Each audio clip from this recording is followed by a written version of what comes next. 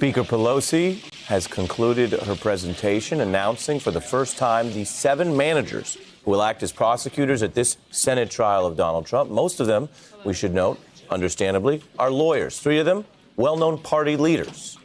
In Chairman Schiff, Nadler, and Hakeem Jeffries, a leader within Speaker Pelosi's team. The others draw on experience in law enforcement and military affairs. You see them here. These are all brand newly announced as of that press conference we just concluded. We should note they also are drawn geographically from around the nation, including states like Colorado and Texas.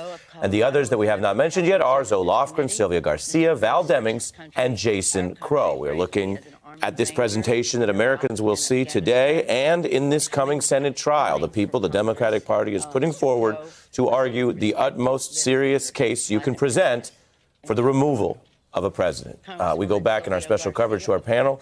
Congressman, having served in this body, your thoughts on what we just saw? The Speaker controlled this process all the way through today. In her own words, she wanted to focus on litigators. So this is a team with experience in litigation. We also know she focused on very talented members who showed the nation their ability to prosecute this case during the judiciary hearings. The biography is also important. There are members who are veterans of the Clinton impeachment, Zoe Lofgren and Jerry Nadler. They have been there for over 20 years. There are freshman members of Congress. It is geographically diverse, as you mentioned. It is racially and culturally diverse. Hakeem Jeffries represents the House leadership team. He's the number 4 or 5 member in House Democratic leadership. He speaks for the caucus, if you will. And Congressman, because you have insights on how this works, many of us watch from the outside and wonder, how do you get these big posts? Hakeem Jeffries was on MSNBC just within days. Sure. Publicly saying he was not seeking this role. He did not expect to get it. Yeah. There are other members, as we know, who did appear to be publicly auditioning. Walk us through that, because sometimes the louder, squeakier wheel does get on board. Here, what do you glean from the ways Pelosi did this? Look, it's analogous to running for vice president, right? You say you don't want the job, but you really do. This is a unique process, though, and Claire knows this as well. In any legislative body, your ability to get on the right committees or to get the right appointments is this art of both party loyalty, sometimes fundraising, all these other functions. But for the impeachment process, I think it's been much more solemn and very different. I don't think Nancy Pelosi was looking at the political consequences. She didn't put Representative Garcia on because it helps her politically in November. She put her on because she is a litigator with talent that she exhibited at the Judiciary Committee. And Ari, she had to also have watched the performances of some of these members. That's right. During the impeachment inquiry hearings. Val Demings, for example, with her very pointed, systematic, tough questioning during that process was extremely impressive.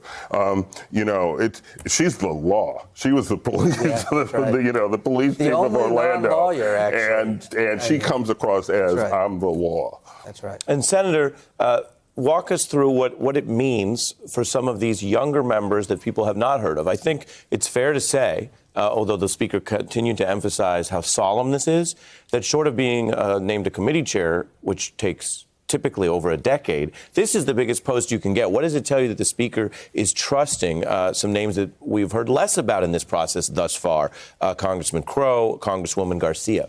I think they've proven themselves, and it remains to be seen how much they will all participate. When I mentioned the last impeachment trial, the House manager was Adam Schiff. Mm-hmm. He was the one making the arguments. He was the one. There were other members of the House team, but and some of them participated at various points in the procedure. So it remains to be seen how much of this will be done by Schiff and Nadler and how much will be handed off to the other 5 members. I'm sure they'll do some of that, but we don't know yet how much. I do want to point out Adam Schiff's point about documents. He's right. Everyone's been talking about Bolton, and putting all our eggs in the Bolton basket, I think, is a big mistake. The documents, if you look no further than the documents that were released last night, 2 of them. One, the letter from Rudy Giuliani saying he is there at the direction and control of the president. And second, the document where it's clear that Longchenko was saying to Parnas, if you want me to manufacture dirt on Biden, then you've got to get rid of Ambassador Yovanovitch. She was the one doing anti-corruption. He hated the anti-corruption stuff she was doing. His price for getting dirt on Biden was getting rid of her. And now we know why they were so anxious to get rid of that incredible woman who was the ambassador in the Ukraine. And that evidence, which the Democrats at this press conference are saying they're going to use, goes to this important question of how do you deal with a trial, which is different than tweets and public, angry, brawling, partisan debates. These senators want to hear, we're told, actual arguments they can seize on. And if some of the factual defenses fall apart under contemporaneous documents, that's not necessarily great for the president's defense. Hey there, I'm Chris Hayes from MSNBC. Thanks for watching MSNBC on YouTube. If you want to keep up to date with the videos we're putting out, you can click subscribe just below me or click over on this list to see lots of other great videos.